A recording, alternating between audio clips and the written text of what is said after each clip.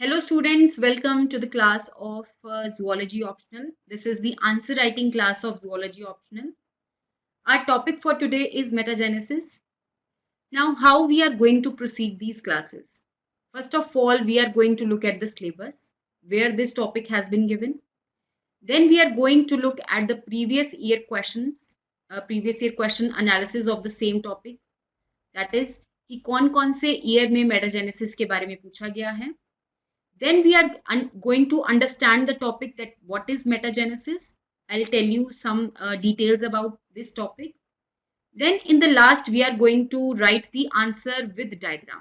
So without wasting any time, let's start the class. Okay, so first, now let's look at the syllabus. This is Zoology paper 1. The first unit is non-chordata and chordata. And the D part, you can see that is Cnidaria. The topic written here is metagenesis. So as it is, topic has been mentioned, and as it is, question has been asked.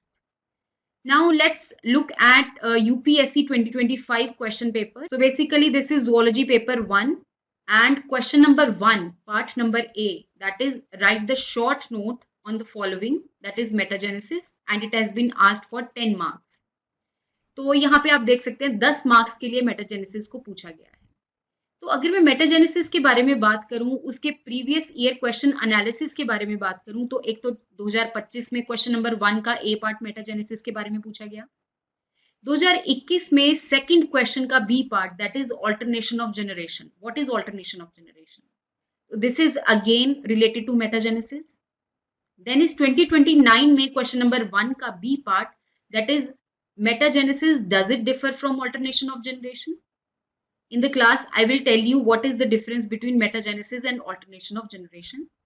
Then again in 2018 question number 4 ka C part, that is what is the status of metagenesis. So starting with the topic, so now you can see that in different years the question has been repeated. And here you can see that it has been asked in question number 1. That means it is the compulsory question. You cannot skip this question. ठीक है. Last video के अंदर मैंने आपको बताया था कि आपका जो एग्जाम का पैटर्न होता है वो किस तरीके से होता है, कितने सेक्शंस होते हैं, कितने क्वेश्चंस उसमें पूछे जाते हैं और कौन कौन से जो क्वेश्चंस हैं वो कंपलसरी होते हैं. अगर आपने वो नहीं देखा है तो आप जाकर उसको देख सकते हैं. Now, starting with metagenesis. First of all, let me explain something about metagenesis. Look at the diagram. This is Obelia.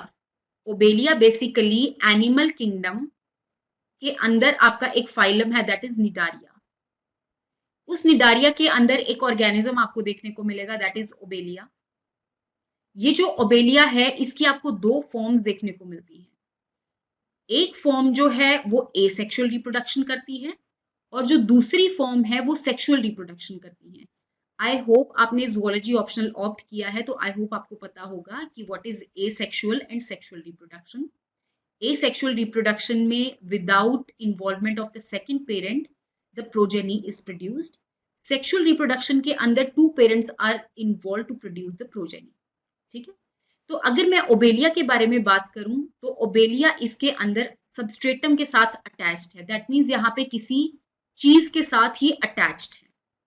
जब ये ग्रो करता है तो इसके डिफरेंट पार्ट्स बनते हैं, जैसे इसकी बडिंग हुई या फिर इसका जो हाइड्रेंथ है, यहाँ पे आपको कॉन्ट्रैक्टेड हाइड्रेंथ मिलेगा, यहाँ पे आपको स्प्रेड हाइड्रेंथ मिलेगा. तो यहाँ पे आप करेक्ट कर लेना, हाइड्रेंथ स्प्रेड है.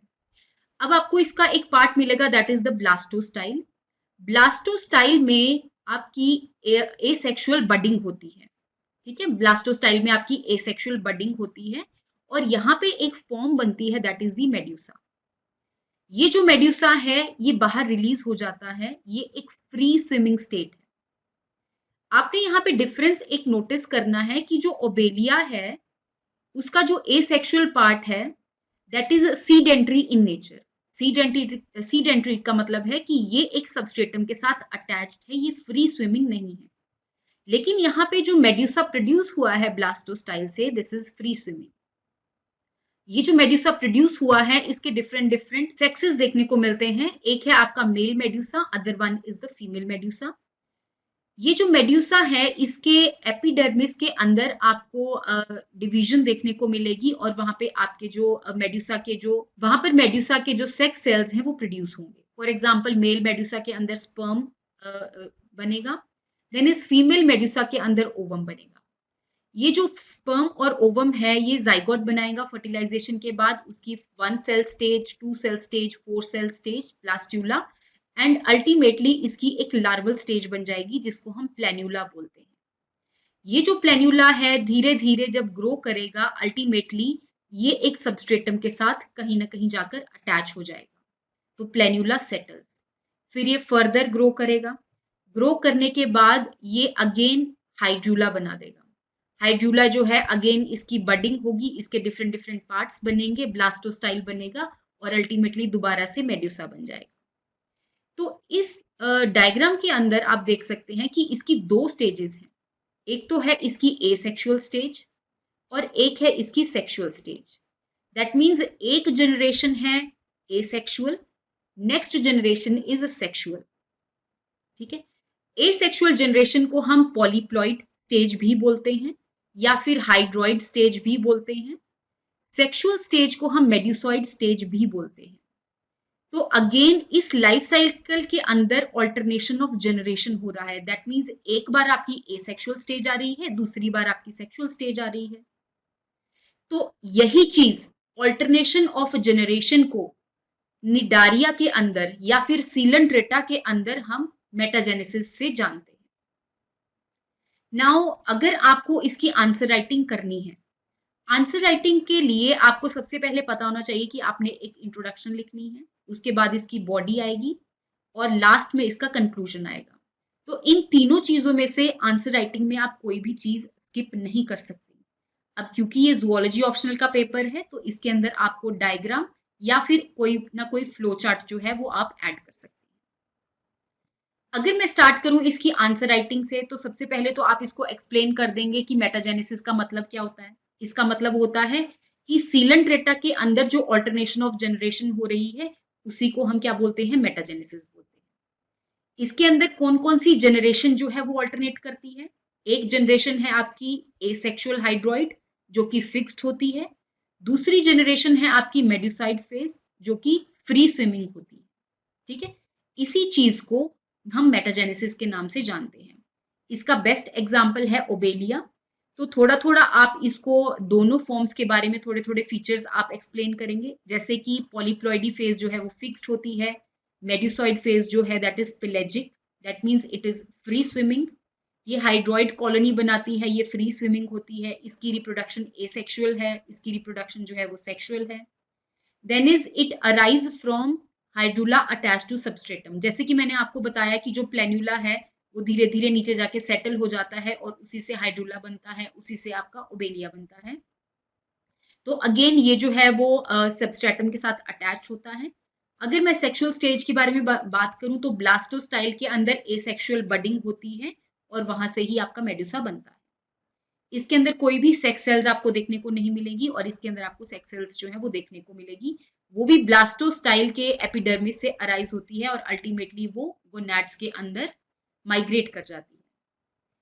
फिर हम इसके सिग्निफिकेंस के बारे में ऐड कर सकते हैं। अब क्योंकि इसके अंदर 2 स्टेजेस हैं, एक है आपकी एसेक्सुअल रिप्रोडक्शन, दूसरी है सेक्सुअल रिप्रोडक्शन, तो आप उनके बेनिफिट्स के बारे में लिख सकते हैं।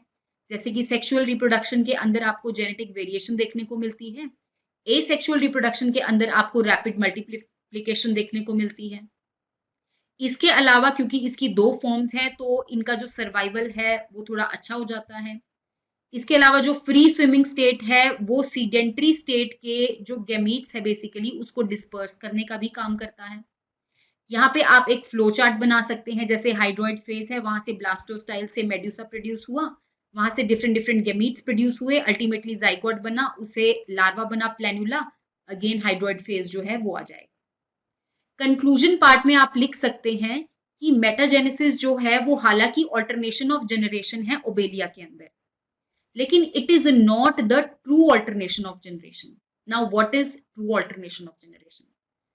बेसिकली 2 जनरेशन अपने आप में ऑल्टरनेट कर रही हैं और ये जो 2 जनरेशन है एक डिप्लॉइड होती है और दूसरी जो जनरेशन है दैट इज हैप्लॉइड।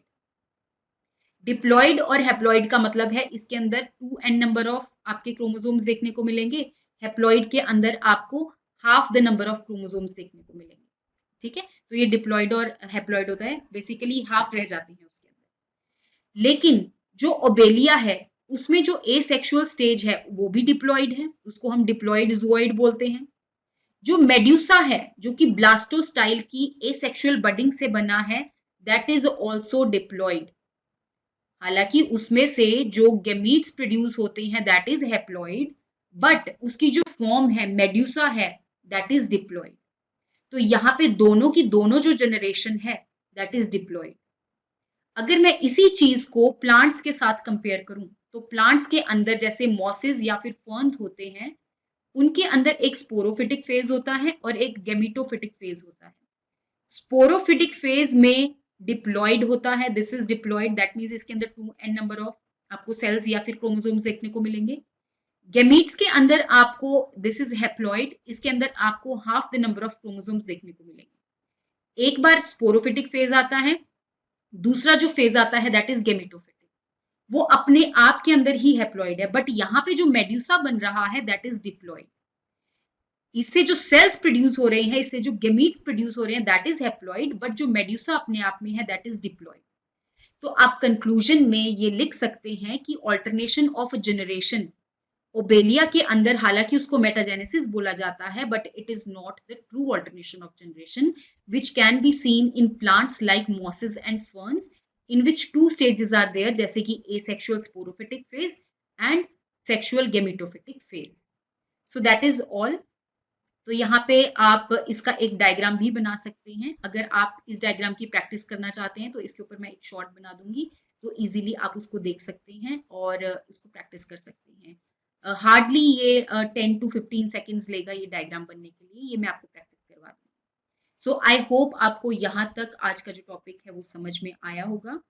तो इसी तरीके से हम आगे आने वाले जो टॉपिक्स हैं उनको प्रोसीड करेंगे, कोई ना कोई एक टॉपिक उठाएंगे, उसके सिलेबस में देखेंगे कि एज इट इज कहाँ पे मेंशन्ड है या फिर हिडन तो नहीं है, या फिर उसके बाद हम देखेंगे क्या वो प्रीवियस ईयर क्वेश्चन पेपर्स में कितनी बार रिपीट हुआ है और कौन कौन से ईयर में पूछा गया है। अगेन उस टॉपिक को अंडरस्टैंड करेंगे, उसकी आंसर राइटिंग करेंगे with diagram, with flow charts and everything. Thank you so much, see you in the next class.